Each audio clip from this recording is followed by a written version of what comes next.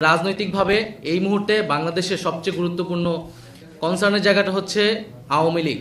ফলে আওয়ামী লীগের বিচার এবং আওয়ামী লীগের যে নিবন্ধন বাতিল সহ তাকে রাজনৈতিক এবং সাংগঠনিকভাবে কার্যক্রম থেকে বিরত রাখার বিষয়ে সরকার এবং সকল রাজনৈতিক ফ্যাসিবাদ বিরোধী রাজনৈতিক পক্ষগুলোকে আমরা একত্রিত হওয়ার আহ্বান জানাচ্ছি। দ্বিতীয়ত, এখানে আমরা মনে করি যে নির্বাচন বা একটি রাজনৈতিক দল কার্যক্রম করতে পারবে কি পারবে না, এটি সম্পূর্ণই একটি রাজনৈতিক সিদ্ধান্ত এবং এই সিদ্ধান্ত নেওয়ার এখতিয়ার কেবলমাত্র সরকার, রাজনৈতিক দলগুলো, বিদ্যমান রাজনৈতিক দলগুলো এবং জনগণের রয়েছে।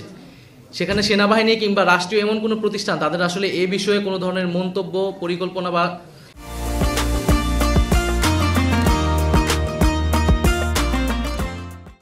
সিদ্ধান্ত প্রস্তাবনা দেওয়ার কোনো ধরনের এখতিয়ার নেই।